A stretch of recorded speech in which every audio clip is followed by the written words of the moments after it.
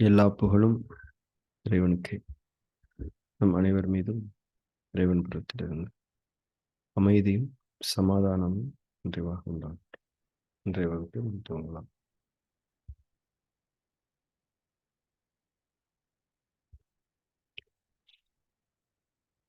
இன்னைக்கு ஒரு content read பண்ண போகிறோம்.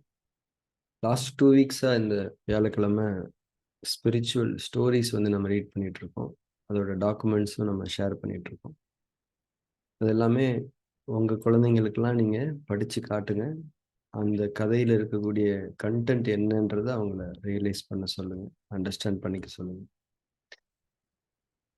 ஒரு கண்டென்ட்டை நம்ம ஒரு கதை வடிவத்தில் கொடுக்கும்போது அது இன்னும் நம்ம மனசில் தங்கக்கூடிய ஒன்றாக இருக்கும். அந்த அடிப்படையில் இன்னைக்கு ஒரு முக்கியமான ஸ்பிரிச்சுவல் ஸ்டோரி. இந்த கதையை வாசிக்கலாம்.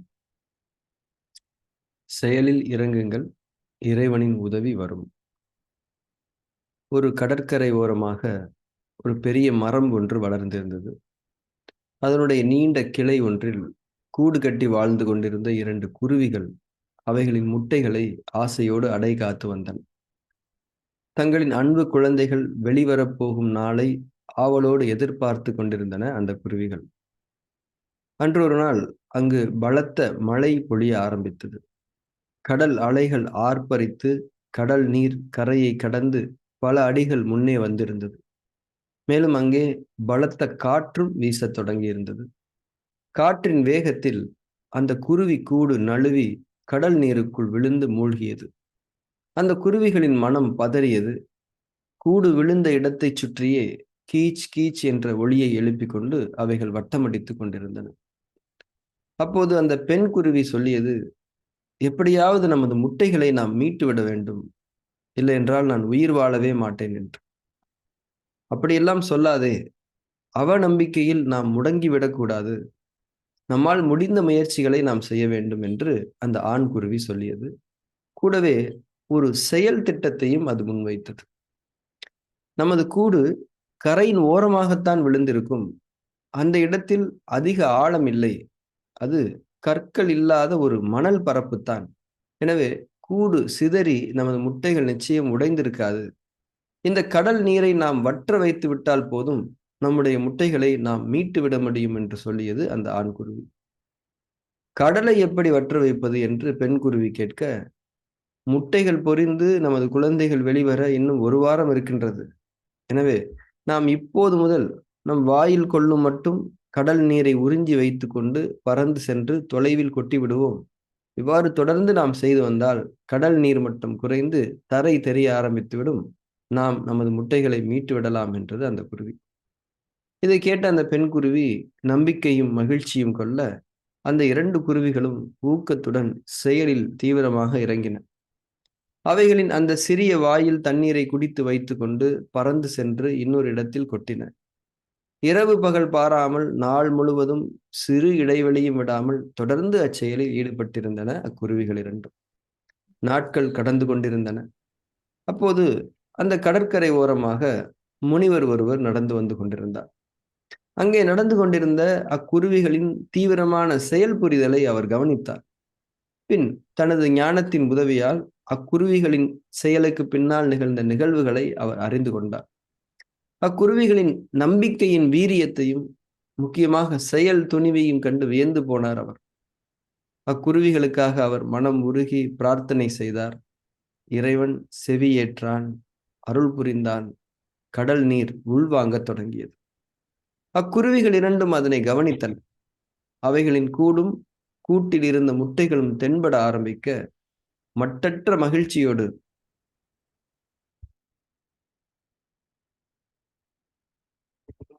அதன் அருகில் சென்றன அந்த குருவிகள். அவைகளின் அந்த முட்டைகளை ஆசையோடு அணைத்து கொண்டன. பார்த்தாயா, நமது முயற்சியால் கடல் நீரை குறைத்து நமது முட்டைகளை மீட்டு விட்டோம் என்றது அந்த ஆண் குருவி தன் துணையிடம் சொல்லியது. இதை கேட்ட அந்த முனிவர் சிரித்தபடியும் இறைவனுக்கு நன்றி சொன்னபடியும் அங்கிருந்து புறப்பட்டார். குருவிகள் அவைகளின் முட்டைகளை மீட்டது அவற்றின் உழைப்பாலா, இல்லை முனிவரின் பிரார்த்தனையால் கிடைத்த இறைவனின் அருளாலா? குருவிகள் தங்களது தீவிர செயலில் ஈடுபடாமல் இருந்திருந்தால் அந்த முனிவர் எந்த கவனமும் இல்லாமல் அந்த இடத்தை கடந்து சென்றிருப்பார் தானே. குருவிகளும் முனிவர் ஒருவர் வருவார், நமக்கு பிரார்த்தனை செய்து உதவி செய்வார் என்று எதிர்பார்த்து அச்செயலில் ஈடுபடவில்லை. அவைகளுக்கு ஒரு நியாயமான தேவை இருந்தது, விருப்பம் இருந்தது. இலக்கு கடினமாக இருந்தாலும் அவைகள் நம்பிக்கையுடன் செயலில் தீவிரமாக இறங்கின. அந்த நம்பிக்கைக்கும், முயற்சிக்கும், செயல் துணிவிற்கும் இறைவனின் பேருதவி பரிசாக கிடைத்தது. நாமும் நம் மனதில் உள்ள நல்ல விருப்பங்களை, நமது நியாயமான தேவைகளை அடைந்து கொள்வதற்கு தர்ம நெறியில் முயற்சிகளையும் செயல்களையும் தீவிரமாக செய்து வருவோம். இலக்கு எவ்வளவு கடினமாக வேண்டுமானாலும் இருந்துவிட்டு போகட்டும்.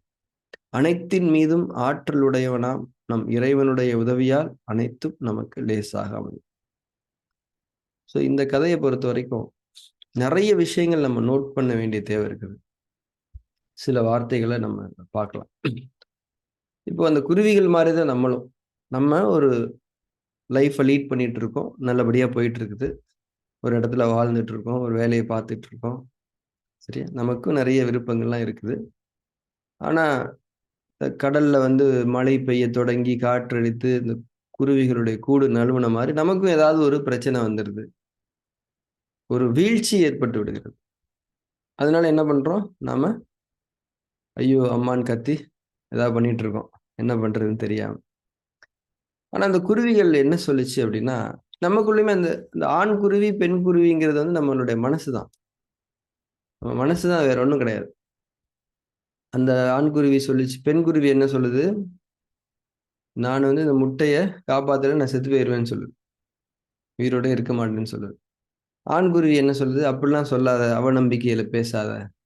கண்டிப்பா ஏதாவது ஒரு பிளான் பண்ணலாம் அப்படின்னு அது சொல்லுது. நம்ம மனசுலயுமே அப்படியே விட்டுறலாமா? அப்படியே போயிட்டுருமா? அப்படின்னு ஒரு எண்ணமும் இருக்கும். இல்ல, இல்ல அப்படி போக்கூடாது. ஏதாவது ஒண்ணு பண்ணணும்.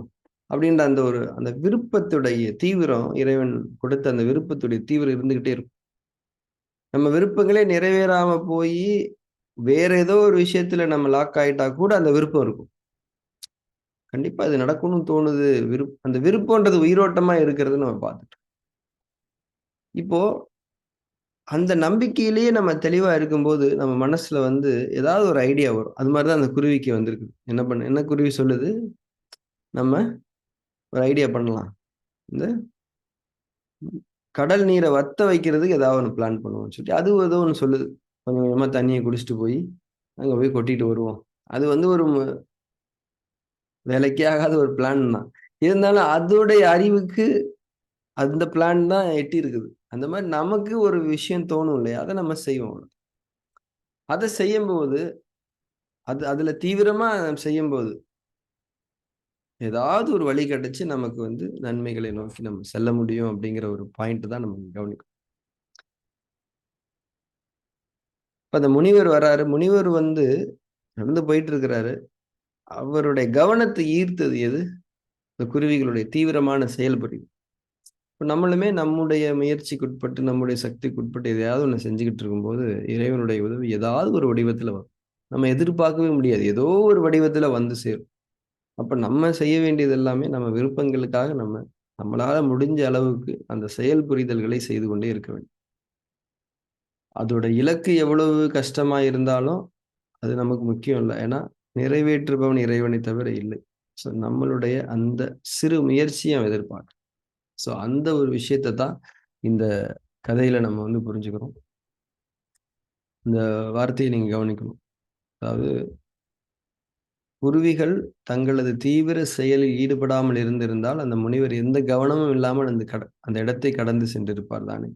குருவிகளும் முனிவர் ஒருவர் வருவார், நமக்கு பிரார்த்தனை செய்து உதவி செய்வார் என்று எதிர்பார்த்து அச்செயலில் ஈடுபடவில்லை. அவைகளுக்கு நியாயமான ஒரு தேவை இருந்தது, விருப்பம் இருந்தது. இலக்கு கடினமாக இருந்தாலும் அவைகள் நம்பிக்கையுடன் செயலில் இறங்கின. இந்த நம்பிக்கைக்கும், முயற்சிக்கும், செயல் துணிவிற்கும் இறைவனுடைய உதவி பரிசாக கிடைத்தது. ஸோ இந்த கதைய பொறுத்தவரைக்கும், ஒரு கவலையாலயோ, ஒரு துன்பத்தாலயோ நம்ம முடங்கி விடாம, நம்மளால முடிஞ்ச ஒரு செயல்ல ஈடுபடணும் அப்படிங்கிற அந்த ஒரு விஷயம் இருக்குது. இப்ப நமக்கே ஒரு ஒரு பிரச்சனை வந்துருச்சு. ஒரு நோய் வந்துருச்சு. ஒரு குழப்பம் வந்துருச்சு. அந்த குழப்பத்துல முடங்கிடாம என்ன பண்ணலாம்? இந்த மாரி யோசிச்சுக்கிட்டே இருக்கும்போது, திங்க் பண்ணிட்டே இருக்கும்போது, ஏதாவது ஒரு வழிகாட்டல் நம்ம உள்ளத்துல உணர்வா வரும். அந்த வழிகாட்டல தொடர்ந்து நம்மளால முடிஞ்ச அந்த செயல செய்யும்போது, அந்த செயல் வந்து அப்படியே நீட்சி அடையும். சின்ன சின்னதா, சின்ன சின்னதா டெவலப் ஆகி ஒரு பெரிய ரூட்ல நம்ம போய் லேண்ட் ஆவோம். இது நெறைய நெறைய பேருடைய அனுபவங்களா அது இருந்திருக்குது. இந்த கதைங்கள வந்து நம்ம குழந்தைங்களுக்கெல்லாம் சொல்லும்போது, அவங்க மனசுல வந்து ஒரு கான்ஃபிடன்ஸ் வரும். இப்பல்லாம் நெறைய பசங்க அப்படியே சோர்ந்து போயிடுறாங்க. டக்குனு எமோஷனல் ஆயி, டக்குனு சோர்ந்து போயி, அதாவது தற்கொலை பண்ணலான்னு கூட நெனைக்கக்கூடிய ஒரு எண்ணங்கள்லாம் கூட சின்ன பசங்களுக்கே வருது. நெறைய கேஸஸ்லாம் பார்க்கும்போது, அந்த பசங்க இந்த இதெல்லாம் பார்க்குறாய்ங்கல்ல, டிவி பார்க்குறாய்ங்க, ஷார்ட்ஸ் எல்லாம் பார்க்குறாய்ங்க. எதையாவது ஒரு பண்ணி அந்த தூக்குல தொங்குறது பத்திலாம் ஒரு ஒரு பையன் பேசியிருக்கான். எப்படிதான் அவனுக்கு அதெல்லாம் தெரிஞ்சது. ஸோ அந்த எண்ணம், அதாவது அவ்வளோதான் முடிஞ்சு போச்சு நம்ம செத்துரலாம் அப்படின்ற அந்த எண்ணம், குழந்தைங்களுக்கெல்லாம் கூட வர ஆரம்பிக்குது. நெறைய பேருக்கு அந்த ஒரு சோர்ந்து போகுதல், முடங்கி போகுது. ஸோ இந்த கதையோட கருத்து என்ன? விருப்பம் உயிரோட்டமா இருக்கிற வரைக்கும், அது நிறைவேறுவதற்கான வாய்ப்பு இருக்குது. நம்ம சைட்ல இருந்து சிறு முயற்சிகளை நாம் செய்ய வேண்டும் என்பதாக இந்த கதை இருக்குது. ஸோ இந்த கதையுமே சேவ் பண்ணி வச்சுக்கோங்க. குழந்தைங்களுக்கு முக்கியமா சொல்லிக் குடுங்க. அ நம்ம வந்து நம்மளுடைய பிராக்டிஸ், நம்மளுடைய ஜர்னி இதோட சேர்த்து நம்ம குழந்தைங்கள, நம்மளுடைய அடுத்த தலைமுறைய நம்ம குழந்தைங்கன்னு இல்ல. இப்போ நீங்க எல்லாமே என்ன பண்ணலான்னா, வீக்லி ஒன்ஸ் ஒரு ஸ்பிரிச்சுவல் ஸ்டோரி டெல்லிங் செஷன் அப்படின்னு நீங்க ஒரு ஆர்கனைஸ் பண்ணலாம். உங்க வீட்டு பக்கத்துல இருக்கக்கூடிய குழந்தைங்க, பெரியவங்க இந்த மாரி இந்த கதைய வாசிச்சு காட்டி, அதுக்கு அத வந்து அதிலிருந்து அவங்க என்ன தெரிஞ்சுக்கிறாங்கன்றத அவங்க கிட்ட கேட்டு, ஒரு ஒரு 1/2 அன் ஹவருக்கு ஒரு ஸ்பிரிச்சுவல் டிஸ்கஷன் வந்து நம்ம பண்ணுவோம். ஸோ இந்த மாதிரியான நிகழ்வுகளை எல்லாமே இனி வரக்கூடிய காலங்கள்ல நம்ம எல்லாருமே நம்முடைய சுற்றத்தாரோடு நாம் செய்து கொள்ள வேண்டிய தேவை இருக்கு. ஏன்னா, ஃபியூச்சர்ல வந்து இன்னைக்கு எல்லா பசங்களுமே வந்து பயங்கர பிரில்லியன்ட்டா இருக்கானுங்க. எவ்வளவோ டேலண்ட் இருக்குது. ஸ்போர்ட்ஸ்ல, கம்ப்யூட்டர்ல, மியூசிக்ல எல்லாத்துலயுமே சூப்பரான டேலண்ட் இருக்கு. ஆனா ஸ்பிரிச்சுவல் அப்படின்ற ஒரு விஷயத்துக்கு வரும்போது, அவங்க எல்லாருமே பலகீனமா இருக்கிறாங்க. அந்த மனதினுடைய ஆரோக்கியம் என்பதை பொறுத்தவரை ரொம்ப பலகீனமா இருக்கிறாங்க.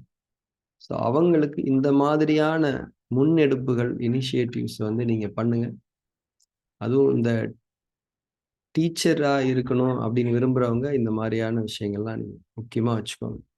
பொதுவாவே உங்க ஃபேமிலில வந்து நம்ம ஏற்கனவே சொன்ன மாதிரி ஒரு ஸ்பிரிச்சுவல் டிஸ்கஷன் அப்படிங்கிறது வந்து எப்பயுமே நடக்கணும். ஒரு பீரியாடிக்கலி, டெய்லியோ, வீக்லி ஒன்ஸோ அந்த ஒரு ஹேபிட்ட, அந்த ஒரு கல்ச்சர நமக்குள்ள கொண்டு வரணும். இப்போ நம்ம பசங்களே இருப்பாங்க. என்ன அப்பா திடீர்னு நம்மகிட்ட திடீர்னு ஸ்பிரிச்சுவல் அப்படின்னு சொல்றாரு. அவங்களுக்கே ஒரு புதிய ஒரு பெர்ஸ்பெக்டிவ் வரும். அந்த மாரி நம்ம அந்த ஸ்பிரிச்சுவலான அ பாதைக்கு நம்மோடு சேர்த்து நம்முடைய குடும்பத்தையும் அழைத்து செல்ல வேண்டும் என்பதாக நாம் விருப்பம் கொள்வோம். ஸோ இன்றைய தியான செயல்முறை நம்ம தொடங்கலாம். இன்னைக்கு நம்ம ஃபார்ம் 10 பிராக்டிஸ் பண்ண போறோம். ஃபார்ம் 10 வந்து நம்முடைய பஞ்சபூத ராஜ உறுப்புகளின் மீது கவனம் வைத்து, அவைகளின் ஆரோக்கியம் குறித்த சில முக்கியமான கருத்துக்களை நமக்கு நாமே நினைவூட்டல் செய்து கொண்டு தியானிக்கக்கூடிய ஒரு வழிமுறை. அத இன்னைக்கு நம்ம பிராக்டிஸ் பண்ண போறோம். நம்ம அனைவரும் தியானத்துக்கு தயாராக தியானம் தொடங்குவோம். கண்களை மூடிருங்கள்.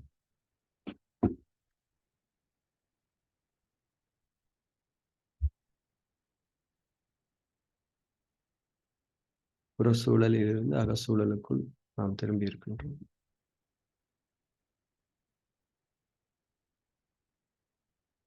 நாம் திரும்பி நிலைத்திருக்கக்கூடிய அந்த சூழல் எவ்வளவு மகத்துவம் மிக்கது, எவ்வளவு முக்கியமானது என்பதை உணர்ந்தவர்களாக, அந்த அகத்தின் உணர்வு நமக்கு நிறைவாக இருக்க வேண்டும்.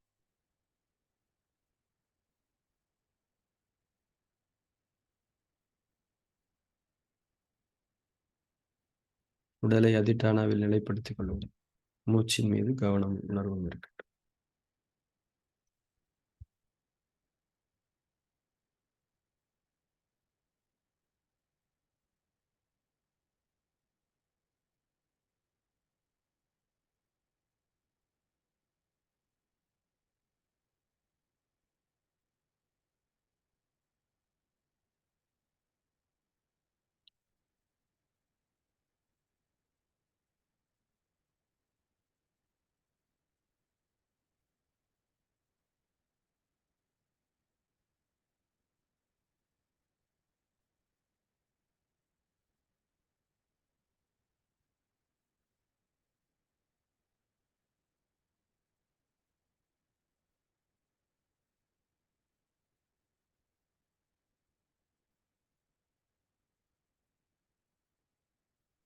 புரிதலோடு தியானத்தின் முதல் நிலையில் நிலைத்திருக்க வேண்டும். அகச்சூழலில் நீங்கள் நிலைத்திருப்பதையும், புரிதலோடும் உணர்வோடும் தியானத்தை தொடங்கி இருப்பதையும் நீங்கள் உணர்ந்து கொள்ள வேண்டும்.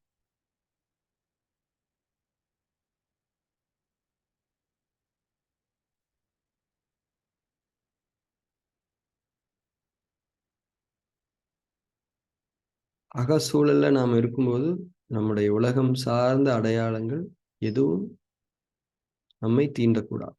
நாம் ஒரு படைப்பு, உயிரோட்டமான ஒரு படைப்பு என்ற அந்த சுய உணர்வு நமக்கு இருக்க வேண்டும்.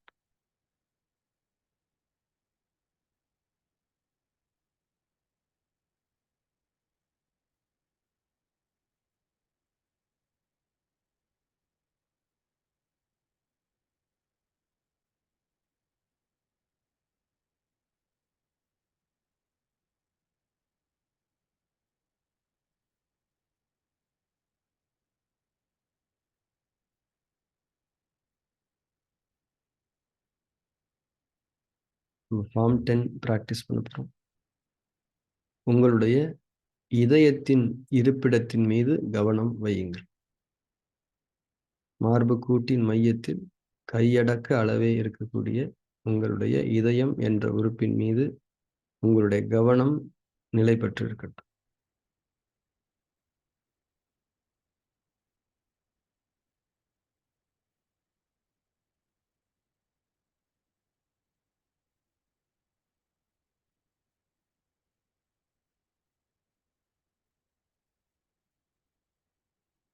அந்த உறுப்பை இயக்கிக் கொண்டிருக்கும் உயிர் ஆற்றலின் மீது உங்கள் கவனம் இருக்கட்டும்.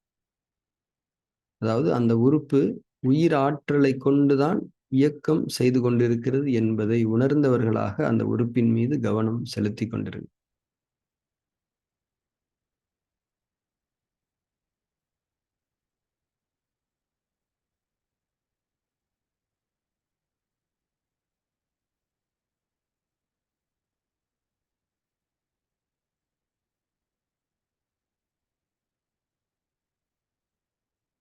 அந்த உறுப்பிற்கான உயிராற்றல் நம்முடைய மனதை கடந்துதான் அந்த உறுப்பை அடைய முடியும் என்பதை நீங்கள் உணர்ந்து கொள்ளுங்கள். அந்த உறுப்பு நல்ல முறையில் இயங்கினால்தான் நம்முடைய உடல் ஆரோக்கியம் இலகுவாகும். இந்த உறுப்பு நல்ல முறையில் இயங்க வேண்டுமென்றால் அதற்கான உயிராற்றல் நிறைவாக கிடைக்க வேண்டும். இந்த உயிராற்றல் மனதை கடந்துதான் அந்த உறுப்பை அடையக்கூடியதாக இருக்கிறது. நம்முடைய மனதில் பெருமை மற்றும் பொறாமை இருக்கும்போது இதயத்திற்கான உயிராற்றலில் பெரும் குறைபாடு ஏற்பட்டு இதயத்தின் இயக்கங்களில் குறைபாடுகள் ஏற்படுகின்றன. இந்த புரிதல் ஒவ்வொரு உறுப்பின் மீதும் உங்களுடைய கவனமாக இருக்க வேண்டும். பெருமை, பொறாமை என்ற அந்த கெட்ட உணர்ச்சிகள் குறித்து எப்போதுமே நமக்கு ஒரு எச்சரிக்கை இருக்க வேண்டும். பெருமை எழுந்தால் உடனே அது வேண்டாம். பொறாமை எழும்போது உடனே அது வேண்டாம் என்ற அந்த எச்சரிக்கை உணர்வு. அதே நேரத்தில் அது ஒரு பிரார்த்தனையாக, இது வேண்டாம் இறைவனே, நற்குணங்களைக் கொண்டு உதவி செய்வாயா. இதுதான் அந்த எச்சரிக்கை உண்டு. வேண்டாம் என்பதோடு நமக்கு எது வேண்டும் என்பதையும் நீங்கள் உறுதிப்படுத்திக் கொள்ளுங்கள். புகழனைத்தும் உன் ஒருவனுக்கே என்ற உணர்வில் நிலைத்திருக்க எங்களுக்கு உதவி செய்வாய். மற்றவர்களின் நன்மைகளில் மனதார மகிழ்ச்சி அடையக்கூடிய பாக்கியமிக்க மனதை எங்களுக்கு எப்போதும் தந்தருள்வாய். இதுதான் கெட்ட உணர்ச்சிகளிலிருந்து நம்மை பாதுகாத்துக் கொள்ள உதவக்கூடிய பிரார்த்தனை. இதயத்தின் மீது கவனம் வைத்து இந்த பிரார்த்தனையை நாம் இப்போது நமக்குள்ளே நினைவூட்டிக் கொள்வோம்.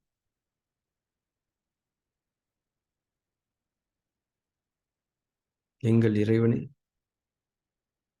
எல்லா புகழும் உன் ஒருவனுக்கே என்ற சத்தியத்தில் எப்போதும் எங்களை நிலைபெறச் செய்வாயாக.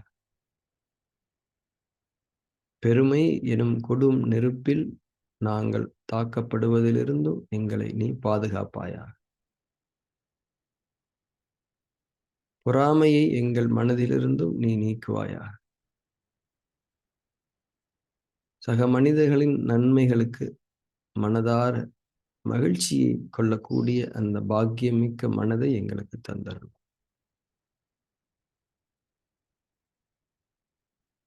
இந்த பிரார்த்தனையை இப்போது நீங்கள் உங்கள் மனதில் உணர்வாக மீண்டும் சொல்லிக் கொள்ளுங்கள். நான் சொல்வதை நீங்கள் கேட்டீர்கள். இப்போது நீங்கள் உணர்வாக நீங்களே சொல்லிக் கொள்ளுங்கள்.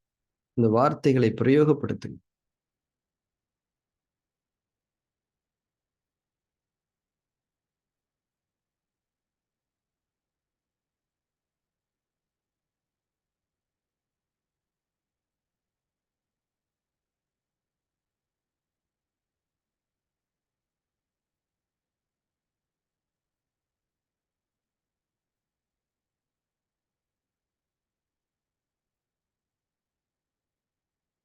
இப்போது உங்களுடைய உடலின் இடது பக்கம் இருக்கக்கூடிய மண்ணீரல் என்ற உறுப்பின் மீது கவனம் செலுத்துங்கள்.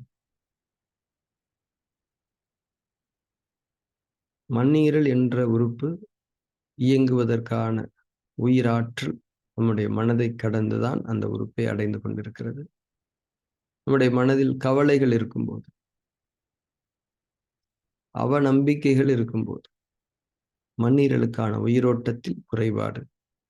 மண்ணீரலுக்கான உயிரோட்டத்தின் குறைபாடு ஜீரண குறைபாடு.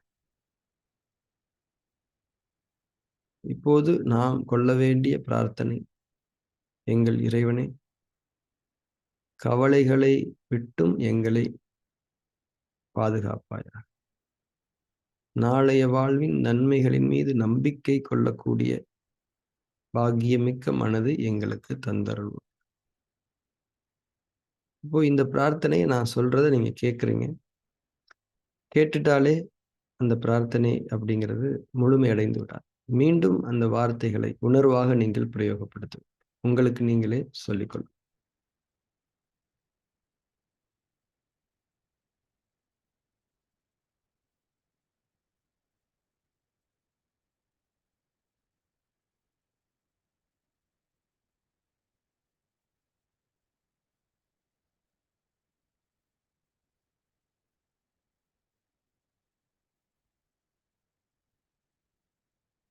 இப்போது நம்முடைய நுரையீரலின் மீது கவனம் செலுத்துங்கள். நுரையீரல் என்ற உறுப்பு சுருங்கி விரிந்து இயங்கி சுவாசம் செய்து கொண்டிருக்கிறது. நுரையீரலுக்கான உயிரோட்டம் நம்முடைய மனதை கடந்துதான் அந்த உறுப்பை அடைகிறது. மனதில் கவலைகள் நீட்சி பெற்று துக்கமாக வளர்ந்திருக்கும் போது, நாளைய வாழ்க்கை குறித்த நம்பிக்கை இழந்து முடங்கி இருக்கும்போது, நுரையீரலுக்கான உயிரோட்டம் குறைகிறது. இப்போது நம்முடைய மனதில் இருக்க வேண்டிய அந்த உணர்வு, எப்போதெல்லாம் நம்மை கவலைகளும் துக்கமும் தீண்டுகிறதோ அப்போதெல்லாம் விழிப்புணர்வோடு நாம் இருந்து, இது வேண்டாம் இறைவனே, கவலைகளிலிருந்தும் துக்கத்திலிருந்தும் எங்களை நீ பாதுகாப்பாயாக.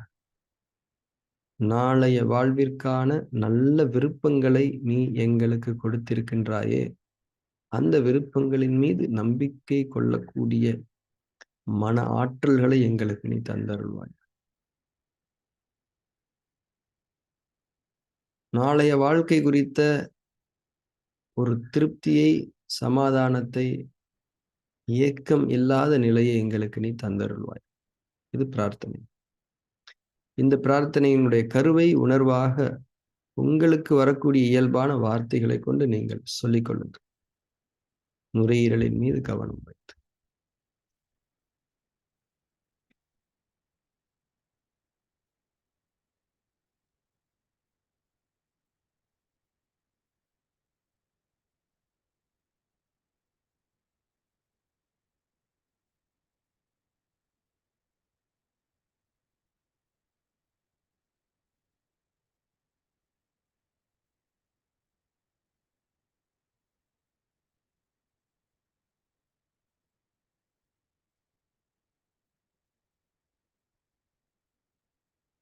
இப்போது உங்களுடைய சிறுநீரகங்களின் மீது கவனம். உடலின் பின்பகுதியில் கீழ் முதுகு பகுதியில் பக்கத்திற்கு ஒன்றாக 2 சிறுநீரகங்கள். அந்த பாகத்தில் கவனம் வையுங்கள்.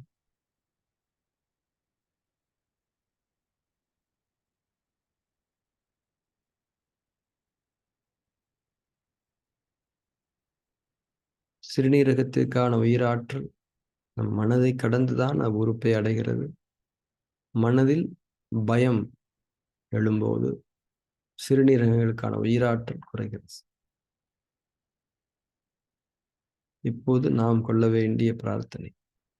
எப்போதெல்லாம் நம்முடைய மனதில் அந்த பயம், நாளைய வாழ்க்கை குறித்த பயம், நோய்கள் குறித்த பயம், மரணம் குறித்த பயம், பொருளாதார இழப்புகளை குறித்த பயம், வாழ்க்கை வசதிகளின் இழப்புகளை குறித்த பயம், எப்போதெல்லாம் பயம் எழுகிறதோ, வேண்டாம் இறைவன், உன்னுடைய அருளில் நாங்கள் எப்போதும் வாழ்ந்து கொண்டிருக்கின்றோம் என்ற சத்தியத்தை நாங்கள் மறந்துவிட்டோம். அதை நீ எங்களுக்கு நினைவுபடுத்தி அதை நிலைத்திருக்கச் செய்வாயாக. பயம் இல்லாத சுகமான ஒரு வாழ்க்கையை நாங்கள் விரும்புகின்றோம். எங்கள் பயத்தை நீக்கி எங்கள் வாழ்வில் உன்னைத் தவிர பொறுப்பாளன் இல்லை என்பதை உணர்ந்தவர்களாக எங்களை வாழச் செய்வாய்.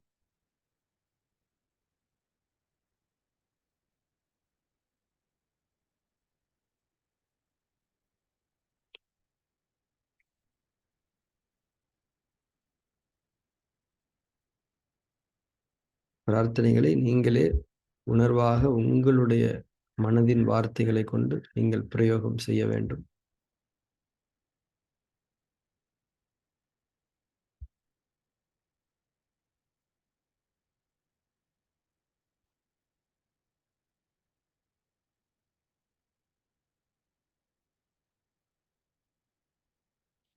அடுத்து நம்முடைய கல்லீரலின் மீது கவனம். கல்லீரலின் இருப்பிடத்தை நீங்கள் அறிந்தவர்கள். அந்த உறுப்பின் இருப்பிடத்தின் மீது கவனம் செலுத்துங்கள். இந்த உறுப்பிற்கான உயிராற்றலின் மீது கவனம் செலுத்துங்கள். இந்த உறுப்பு உயிராற்றலை கொண்டு இயங்கிக் கொண்டிருக்கிறது. அந்த உயிராற்றலில் எந்த குறைவும் இல்லாமல் நாம் பாதுகாத்துக் கொள்ள வேண்டும். அது நம்முடைய மனதின் தன்மைகளைக் கொண்டுதான் செய்ய முடியும் என்பதை உணருங்கள்.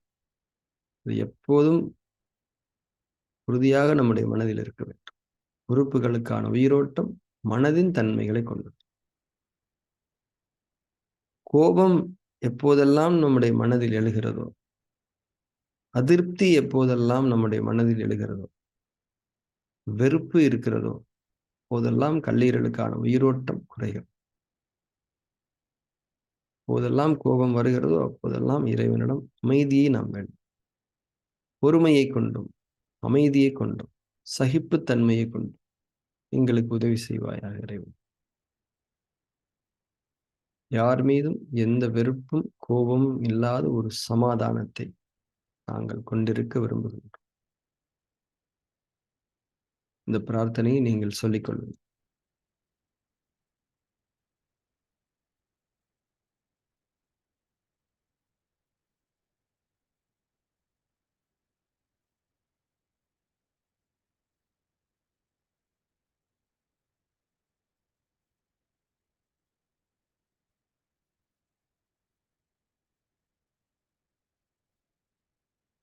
மீண்டும் ஒரு சைக்கிள் ஃபார்ம் 10 நம்ம பிராக்டிஸ் பண்ண போறோம்.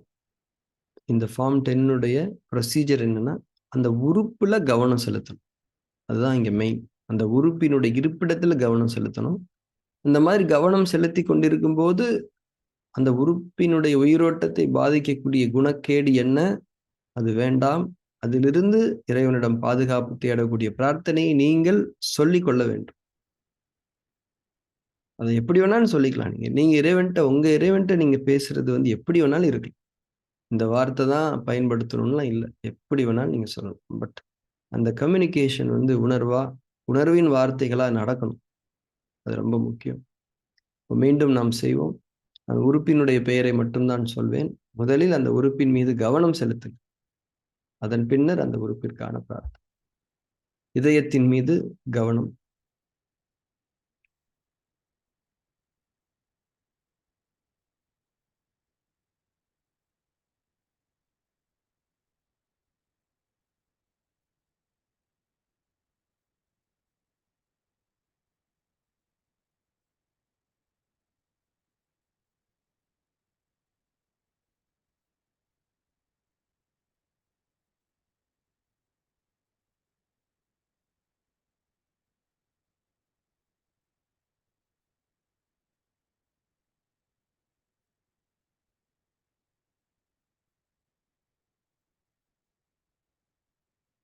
மண்ணீரலின் மீது கவனம்.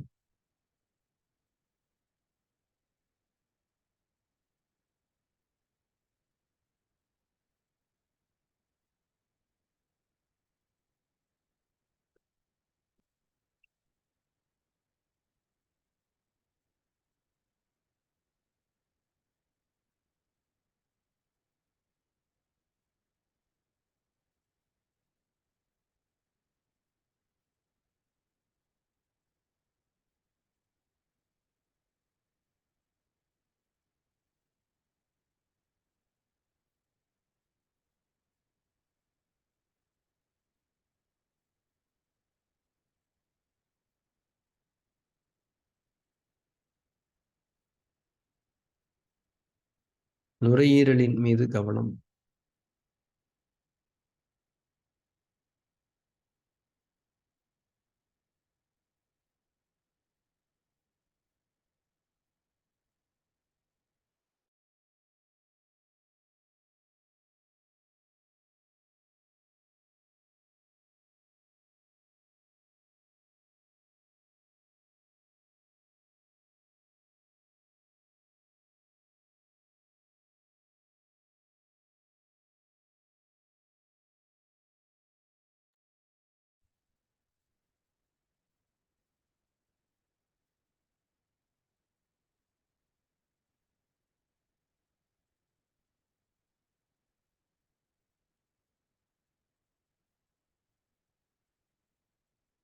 உங்களுடைய சிறுநீரகங்களின் மீது கவனம்.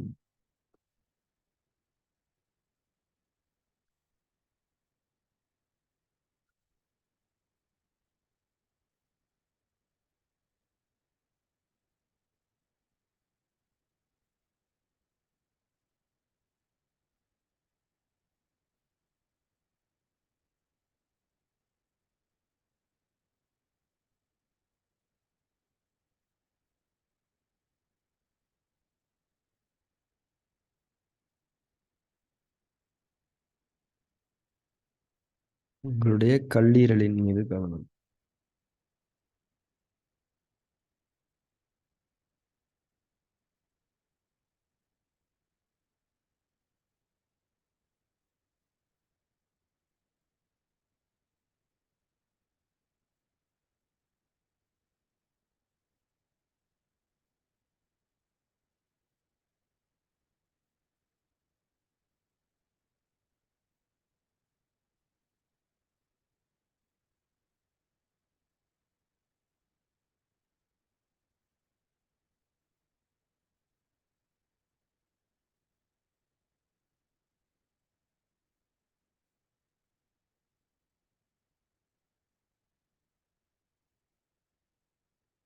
இப்போது உங்களுடைய முழு உடலின் மீதும் உங்கள் கவனம் செலுத்தப்பட வேண்டும். உங்களுடைய முழு உடலின் மீது. ஒரு ஆளுயர கண்ணாடியில் உங்கள் உடலை நீங்கள் பார்ப்பதைப் போல நீங்கள் மனதால் உங்கள் உடலை நீங்கள் பார்க்க வேண்டும். உடல் என்பது உங்களுடைய உலக வாழ்வின் அடையாளம். உடல் உறுப்புகளால் ஆனது. உறுப்புகள் சதை பிண்டங்கள்.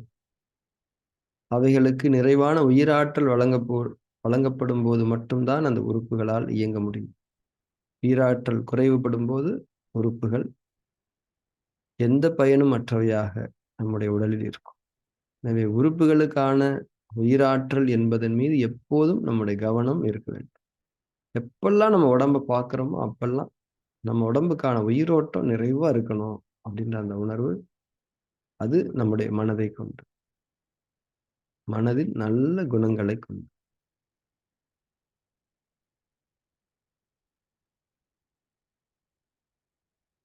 பெருமை இல்லாத, பொறாமை இல்லாத, கவலை இல்லாத, பயம் இல்லாத, கோபம் இல்லாத, ஒரு அமைதியும், சமாதானமும் நிறைந்த ஒரு மனநிலையோடு நாம் எப்போதும் வாழ வேண்டும். அதற்கான உதவியை இறைவனிடம் நாம் வேண்டியவர்களாகவே இருக்க வேண்டும். எப்பல்லாம் கண்ணாடி பார்க்கிறோமோ, அப்பல்லாம் நாம மனசார இந்த பிரார்த்தனை செஞ்சுக்கணும். இறைவனே, எங்களை அமைதியுடனும், சமாதானத்துடனும் வாழ வை. அந்த ஒரு பிரார்த்தனையே போதுமானது. அந்த பிரார்த்தனையை தொடர்ந்து நம்ம செய்ய செய்ய, கெட்ட குணங்கள் எப்போதெல்லாம் நம்முடைய மனதில் எழுகிறதோ, அப்போதெல்லாம் அந்த எச்சரிக்கை உணர்வு வந்துவிடும். இது வேண்டாம், இது வேண்டாம். இந்த குணம் வேண்டாம். இதில் நாம் நிலைத்திருக்கக் கூடாது. இந்த குணத்தை நமக்குள் நாம் தொடரக்கூடாது என்ற அந்த விழிப்புணர்வு வந்து இதுதான் வாழ்க்கையைப் பற்றிய விழிப்புணர்வு என்பதை நான் புரிந்து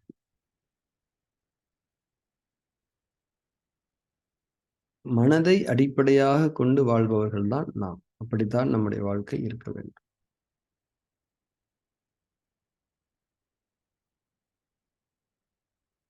ஒரு 5 மினிட்ஸ் ஃபார்ம் 3 நீங்க பிராக்டிஸ் பண்ணுங்க. சாட்சி பாவனையில் உங்களை நிலைப்படுத்திக் கொள்ளுங்கள். 5 மினிட்ஸ் ஃபார்ம் 3 பண்ணுங்க.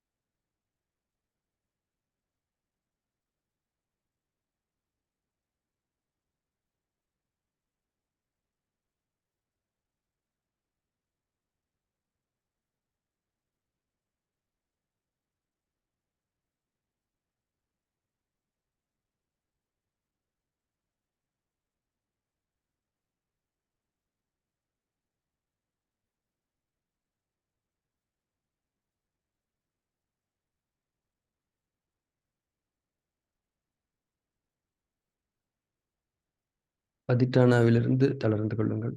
தியானத்தில் தொடர்ந்திருங்கள்.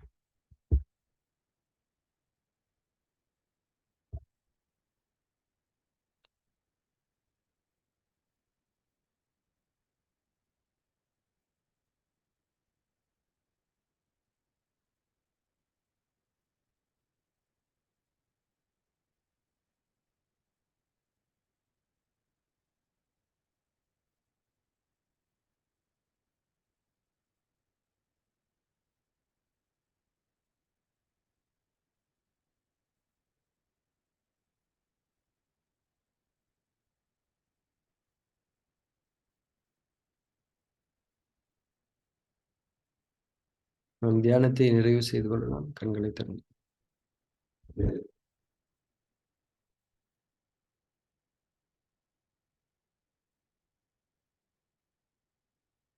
ஸோ இன்னைக்கு நம்ம பிராக்டிஸ் பண்ண இந்த ஃபார்ம் 10 முக்கியமான சில பாயிண்ட்ஸ்லாம் என்னன்னா, நம்ம மனசு சமநிலை தன்மையில இருந்தாலே உடலுக்கான உயிராற்றல் என்பது நிறைவாக வழங்கப்பட்டுவிடும்.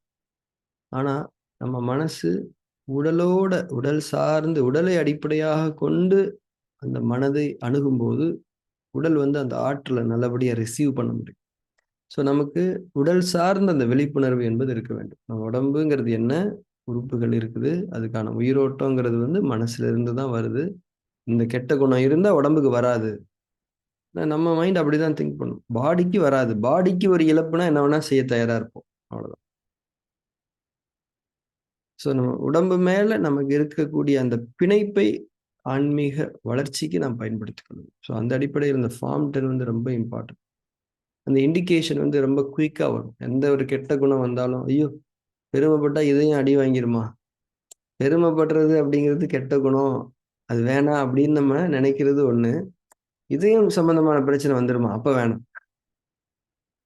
ஸோ இப்படி. ஸோ உறுப்புகள் சார்ந்து அந்த ஒரு எண்ணத்தை நான் வைத்திருக்கும்போது, அது இன்னும் நம்ம மனசுல ஆழமா பதியும்.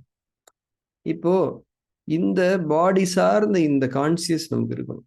எப்பல்லாம் நம்ம உடம்ப கண்ணாடியில பார்க்கிறோமோ, அப்பல்லாம் என்ன நெனச்சுக்கணும், இந்த உடம்புக்கான உயிரோட்டம் தான் முக்கியம். இந்த உடம்புக்கான உயிரோட்டம் எந்த அளவுக்கு நிறைவா கிடைக்குதோ, அந்த அளவுக்கு உடம்பு ஆரோக்கியமா இருக்கும். உடம்புல என்ன குறைபாடு வந்தாலும் உயிரோட்டத்துல குறைபாடு. உயிரோட்டம் மனசுல இருந்து வருது, உணவுல இருந்து வருது. மனசு தான் உணவையே தீர்மானிக்குது. மனசு சரியில்லைன்னா, நீங்க நல்ல உணவு எப்படி சாப்பிட்டாலும் அது உடம்புல ஒட்டாது. ஸோ மனசுங்கிற அந்த கான்ஷியஸ்ல ரொம்ப கவனமா இருக்கும். இன்னைக்கு பார்த்தீங்கன்னா, நெறைய பேரு ஜிம்முக்கு போவாங்க, ஃபிட்னஸ் ஒர்க் அவுட்ஸ் பண்ணுவாங்க, வாக்கிங் போவாங்க, ஜாக்கிங் போவாங்க, என்னென்னமோ பண்ணுவாங்க. ஆனா, உடம்புக்கு உயிரோட்டம் முக்கியம். அது மனச கொண்டு தான் அப்படின்ற அந்த புரிதல் அவங்களுக்கு இல்லாததுனால என்ன ஆகுதுன்னா, அவங்க உயிரோட்டத்த அதிகப்படுத்திக்காமலே உடம்ப வந்து வருத்துறாங்க. இப்போ ஒருத்தரு இருக்கிறாரு. அவரு சும்மா இருந்தா கூட பரவால்ல. அவரு காலையில ஒரு 5 கிலோமீட்டரு நடக்கிறாரு, ஓடுறாருன்னு வச்சுக்கோங்களேன். அவருக்கான மனதைக் கொண்டு உடலுக்கான உயிரோட்டத்தை அதிகப்படுத்திக் கொண்டு, அதுக்கப்புறம் நீங்க ஃபிட்னஸ் ஒர்க் அவுட்ஸோ, வாக்கிங் இதெல்லாம் பண்ணும்போது, அந்த உயிராற்றல் என்பது உடலில் சுற்று பெறுவதற்கு உதவி செய்ய முடியும். அந்த அந்த பர்ட்டிகுலர் ஒர்க் அவுட் வந்து அந்த உயிராற்றல சர்க்குலேட் பண்ணிக்கிறதுக்கு ஹெல்ப் பண்ணும். ஆனா உயிராற்றலே இல்லாம நாம ஒரு ஒர்க் அவுட் பண்ணும்போது, அது நம்ம உடம்ப ஸ்ட்ரெஸ் பண்றதா தான் இருக்கும். உடம்ப வருத்துற மாரி தான் இருக்கும். உயிராற்றலுடைய வரத்தை அதிகப்படுத்தாமல், உடலை ஒரு செயலுக்கு தீவிரமாக, தொடர்ச்சியாக ஈடுபடுத்துவது உடலை வருத்தக்கூடியதா. அதனால பிசிக்கல் ஒர்க் அவுட், பிசிக்கல் ஹெல்த்துக்காக நீங்க செய்றது அப்படிங்கிறது இந்த ஃபார்ம் 10 தான். அதாவது உடலுக்கு உயிரோட்டம் ரொம்ப முக்கியம். அது மனதின் குணங்களை கொண்டு தான். எனவே கெட்ட குணங்கள் குறித்து எப்போதும் நம்ம எச்சரிக்கையாக இருக்க வேண்டும். இந்த ஒரு பேசிக்ஸ்ல இருந்து தான் பிசிக்கல் ஒர்க் அவுட்டே தொடங்க முடியும். இப்ப நீங்க வாக்கிங்கே போறீங்களா? அந்த வாக்கிங் போறதுக்கு முன்னாடி சும்மா ஒரு 2 நிமிஷம் தான். ஃபார்ம் 10க்கு 2 மினிட்ஸ் போதும். இதயம், மண்ணீரல், நுரையீரல், சிறுநீரகம், கல்லீரல். இந்த உறுப்புகள் மீது கவனம். இந்த உறுப்புகள் தான் உடலையே இயக்குது. இந்த உறுப்புகளுக்கான உயிராற்றல் நிறைவா கிடைக்கணும். இதயத்துக்கு உயிராற்றல் நிறைவா கிடைக்கணும்னா, மனசுல எல்லா பெருமைகளும் இறைவனுக்கே. எந்த ஒரு நன்மையும் இறைவன் புறத்திலிருந்து அப்படின்ற அந்த ஒரு எண்ணம், அந்த ஒரு கருத்து, அந்த ஒரு உறுதி இருக்க வேண்டும். அப்படி இருக்கும்போது பெருமை நம்மள தீண்டாது. அடுத்து கவலைப்பட்டோமா, மண்ணீரலுக்கான உயிரோட்டம் குறையும். இந்த மாரி ஒரு 2 நிமிஷம் ஒரு சுய நினைவூட்டலை செய்து கொண்டு தான், எந்த ஒரு பிசிக்கல் ஒர்க் அவுட்டையுமே நம்ம ஆரம்பிக்கணும். அப்பதான் உடம்பு வந்து முழுமையா அத வந்து அடைய முடியும். இப்ப நல்லா யோசிச்சு பாருங்க. டெய்லி வாக்கிங் போறாங்க. எனக்கு தெரிஞ்சு 5 வருஷமா வாக்கிங் போறவங்க இருந்துகிட்டே தான் இருக்கிறாங்க. ஆனாலும் சுகர் மாத்திரை போடுவாங்க. கொஞ்சம் ஒரு 10 நிமிஷம் லேட் ஆயிட்டா போதும். கையெல்லாம் நடுங்கிரும். சாப்பிடணும். அப்போ வாக்கிங் போறதுனால என்ன பலன் கிடைச்சிருக்குது? ஒரு பலனும் கிடைக்கல. ஏன்னா, அந்த உயிரோட்டத்துக்கான முக்கியமான தடைகள நீங்க இன்னும் வச்சிருக்கீங்க. மனசு தான் அந்த உயிரோட்டத்த அனுமதிக்குது, நிறைவு செய்யுது அப்படிங்கிற அந்த உணர்வு இல்லாம செய்யக்கூடிய பிசிக்கல் ஒர்க் அவுட்ஸ் எதுவுமே இட்ஸ் நாட் கிவிங் ரிசல்ட்ஸ். ஆனா, நீங்க வந்து நடந்துகிட்டே இருக்கிறீங்க, வேலை செஞ்சுக்கிட்டே இருக்கிறீங்க. ஒரு ஒரு பாயிண்ட்ல இருந்து ரொம்ப பலகீனமாயிடுறீங்க. உங்களுடைய உடற்பயிற்சியே உங்கள கீழ இறக்கி விட்டுருது. இது இது வந்து இது இப்பதான் வந்து ஆரம்பிக்குது. ஏன்னா முன்ன எப்போதும் இல்லாத அளவுக்கு இன்னைக்கு தான் வந்து ஃபிட்னஸ் மேல மக்களுக்கு ஒரு வெறி வந்திருக்குது. அந்த வெறி கூட எது தெரியுமா? பயத்தினால. எல்லாம் ஃபிட்னஸ் வாட்ச் ஒண்ணு வாங்கி வச்சுக்கிட்டு 10,000 ஸ்டெப் நடக்கலைன்னா, அதிலேயே டென்ஷன் ஆயிடுறாய்ங்க. 10,000 ஸ்டெப் நடக்கணும், இத்தனை கேலரி பர்ன் ஆவணும். அப்போ மக்களுக்கு இந்த ஒரு எண்ணம் வர்றது நல்லது தான். ஆனா, அதனுடைய அடிப்படைய மிஸ் பண்ணிட்டு பண்ணும்போது என்ன ஆயிடுது? அதுவே அவங்களுக்கு எதிரா திரும்பிடுது. அதனால அக்குபஞ்சர் பிராக்டிஸ் பண்ணக்கூடிய நீங்க, உங்க பேஷண்ட்ஸுக்கு இந்த மாரி உடற்பயிற்சிகள்லாம் பண்ணக்கூடியவங்களுக்கு இந்த ஃபார்ம் டெல்லாம் சொல்லிக் குடுங்க. ரொம்ப சிம்பிளான, ரொம்ப பேசிக்கான ஒரு விஷயம். நன்மைகளை நாம் தவற விட்டு விட வேண்டாம், கவனக்குறைவுகளை கொண்டு. அடிப்படைகளில் நாம் நிலைத்திருப்போம். இப்ப என்ன ஆயிடுச்சு, மக்கள் ஃபிட்னஸ் அப்படிங்கிறதுல வந்து இந்த மாரத்தான்லாம் ஓடுறாங்கல்ல பார்த்துருக்கீங்களா? அதுக்கு யாரு ஸ்பான்சர்ன்னு பார்த்தீங்கன்னா, அப்போலோ, மியாட் ஹாஸ்பிட்டல்ஸ் இவைங்களுக்கு இங்க என்ன வேல? இந்த ரன்னிங் பண்றது அப்படிங்கிறது வந்து, அளவுக்கு மீறி போகும்போது, அது நம்முடைய இதயத்தை பலகீனமாக்கும். அத பத்தி அந்த உடற்பயிற்சிகள நாம் எப்படி ஒழுங்கா பண்ணணும்? எல்லை என்னன்றத பத்தி ஒரு தீவிரமா ஒரு ஆழமான வகுப்பு ஒண்ணு நம்ம அடுத்த வாரம் பிளான் பண்ணுவோம்.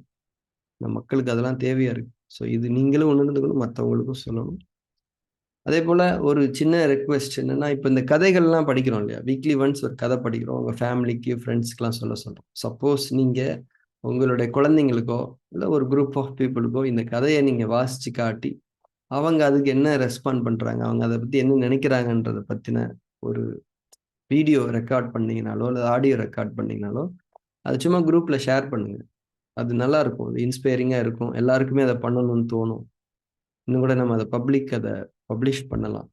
ஏன்னா, இந்த மாரி ஸ்பிரிச்சுவல் ஈவென்ட்ஸ வந்து நம்ம தொடங்கி ஆகணும். அத வந்து என்கரேஜ் பண்ணணும். நெறைய பேர் அத தயக்கமா இருப்பாங்க இல்லையா? ஸோ நீங்க நீங்க பண்ற அந்த இதெல்லாம் போடும்போது, நானும் அத பண்றேன். நானும் சில குழந்தைங்களோட இங்க உரையாடக்கூடிய ஒரு வாய்ப்புகள் இருக்குது. ஸோ அத நான் வந்து உங்களுக்கு அனுப்புறேன். நீங்களும் அனுப்புங்க. Thank you very much. நம்ம அடுத்த தியான வகுப்பில் சந்திக்கலாம்.